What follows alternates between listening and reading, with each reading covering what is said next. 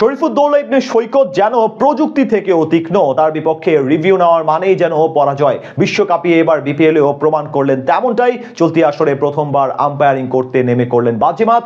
পুরো ম্যাচে যতগুলো ডিসিশন নিয়েছেন সবগুলোতেই সফল ছিলেন এই আম্পায়ার। বিপিএলে শরীফুদ্দৌলা ইবনে সৈকতের এমন সাহসী সিদ্ধান্তের বাকি ঘটনাটুকু জানবো রিপোর্টের বাকি অংশে।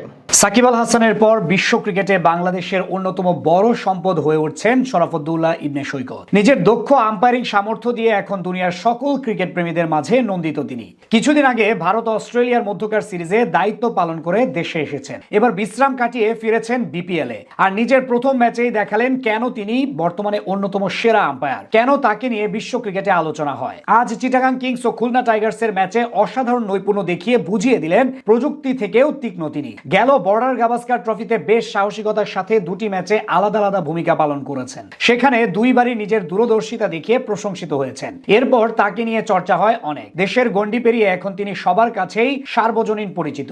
আন্তর্জাতিক ক্রিকেটের মতো এবার বিপিএল এর সাহসিকতা দেখিয়েছেন শরফুদ্দৌলা। আজ সৈকতের সবচেয়ে বড় সিদ্ধান্তটা আসে দ্বিতীয় ইনিংসে চিটাগাং কিংসের বিপক্ষে। অষ্টম ওভারে বল করতে আসেন আলিস আল ইসলাম। সেই মুহূর্তে স্ট্রাইকে ছিলেন খুলনা টাইগার্সের বাঁহাতি ব্যাটার আফিফ হোসেন ধ্রুব।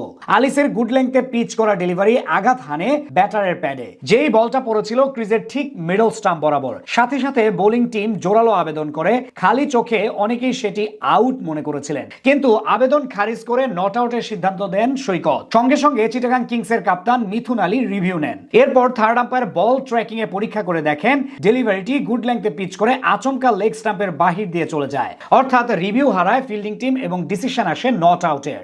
শুধু এখানেই না, একইভাবে প্রথম ইনিংসের 20তম ওভারে পঞ্চম বলটি হাসান মাহমুদ করেন একদম ওয়াইড লাইন বরাবর। ব্যাটার মিথুন সেটাকে ওয়াইড দাবি করেন, কিন্তু নিয়ম অনুযায়ী বেনিফিট অফ দ্য ডাউটের হিসেবে সেটি বোলারের দিকে সিদ্ধান্ত দেন সৈকত। এক্ষেত্রে তার বিচক্ষণতা ও তীক্ষ্ণতা ছিল অসাধারণ, কারণ বল ওয়াইড লাইনের দাগ বরাবর ছিল, যেটা বৈধ ডেলিভারি বলেই গণ্য হয়। এছাড়া চতুর্থ ওভারের প্রথম ডেলিভারিতে মিরাজের বিপক্ষে আবেদন করে চিটাগাং কিংসের ফিল্ডাররা। সেই যাত্রায় ক্লোজ ডিসিশন হলেও নট আউটের সিদ্ধান্ত দেন সৈকত। পরবর্তীতে রিপ্লাইতে দেখা যায় সেটাও সঠিক সিদ্ধান্ত ছিল তার, যদিও সেই যাত্রায় রিভিউ নেয়নি কেউ। তার এমন দুর্দান্ত আম্পায়ারিং ও একের পর এক সাহসী এবং সঠিক সিদ্ধান্তই বুঝিয়ে দেয় তার সামর্থ্য কতটুকু।